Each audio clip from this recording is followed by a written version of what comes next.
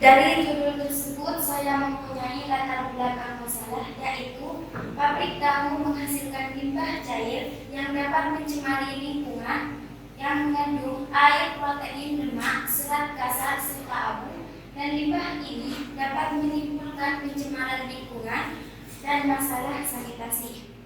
Menjumpai pabrik tahu dengan berbagai ukuran dan jumlah kapasitas produksinya. Kebanyakan lokasi industri tahu menyatu dengan pemukiman penduduk sehingga menimbulkan permasalahan di lingkungan sekitar. Proses pengolahan tahu banyak menghasilkan limbah cair yang mengandung air, protein, lemak, serat kasar, dan juga mengandung zat organik yang dapat menyebabkan pesatnya pertumbuhan mikroba. 3. Apa itu metode soya? 4. Bagaimana langkah-langkah pengolahan limbah cair tahu menjadi metode soya? Dan 5. Apa dampak positif dari pemanfaatan limbah cair tahu sebagai metode soya? Apa yang dimaksud limbah cair tahu? Limbah cair tahu adalah air sisa pengolahan tahu yang mengandung padatan suspensi dan larut sehingga dapat menimbulkan gangguan kesehatan dan pencemaran lingkungan jika tidak diolah dengan benar. Merupakan proses air sisa dari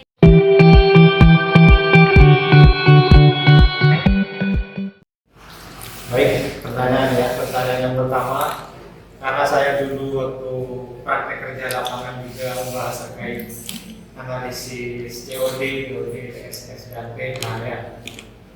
Yang menjadi pertanyaan, apa yang membedakan antara chemical oxygen demand atau COD dengan biological oxygen demand?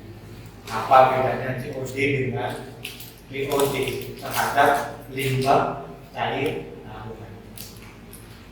Karena ya keduanya antara COD dengan BOD itu pasti memiliki nilai baku mutu yang berbeda ya. Kenapa kok nilai COD-nya lebih tinggi? Kenapa kok nilai BOD-nya lebih tinggi? Apa sebenarnya yang membedakan antara nilai BOD dan COD?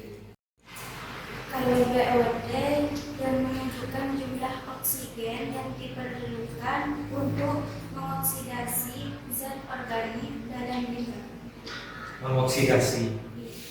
Dari presentasi yang sudah disampaikan oleh saudari Sofi, sebenarnya dari penulisannya itu sudah karya tulis ilmiahnya, karena penulisnya sudah mahir dalam hal penyusunan karya tulis ilmiah.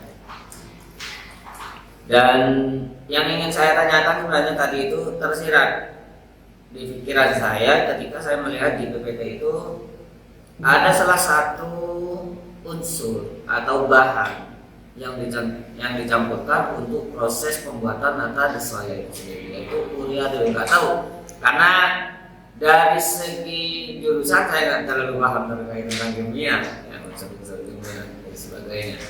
Jadi di situ ada urea, nggak tahu yang tersirat di pikiran saya itu ya kayak pupuk. Nah, apa? Oh ya, berarti ada ukurannya. Dan kemudian, nah seperti yang disampaikan oleh Bu Lulu tadi, dan endingnya tentang manfaat yang ada pada nata soya itu sendiri, ternyata kan banyak. Sedangkan bahan bakunya untuk pencampuran dalam hal proses pembuatannya itu ada urea sendiri. Tidakkah kemudian itu berdampak pada kesehatan? Ada nggak kira-kira dampak negatif? Karena yang saya lihat itu manfaat dalam artian dampak positif dari mengkonsumsi data soya itu. Seperti apa?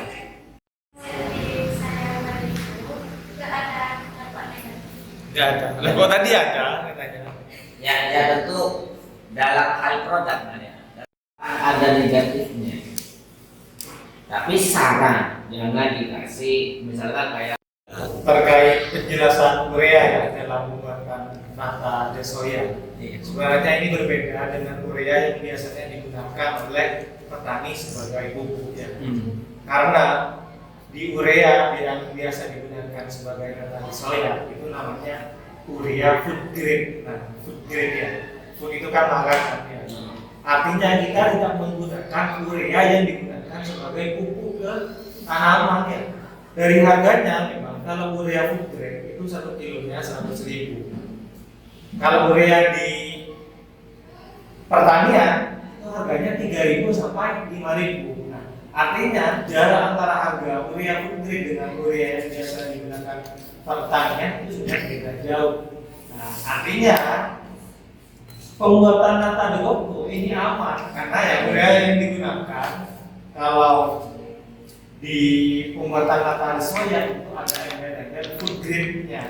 Jadi meskipun struktur senyawa kimianya sama ya, namun itu nanti pengaplikasiannya itu berbeda. Jangan sampai nanti ketika membuat nata de soya kita menggunakan asalkan beli urea di tempat yang jualan pupuk, jangan, karena ada urea tersendiri di food grade.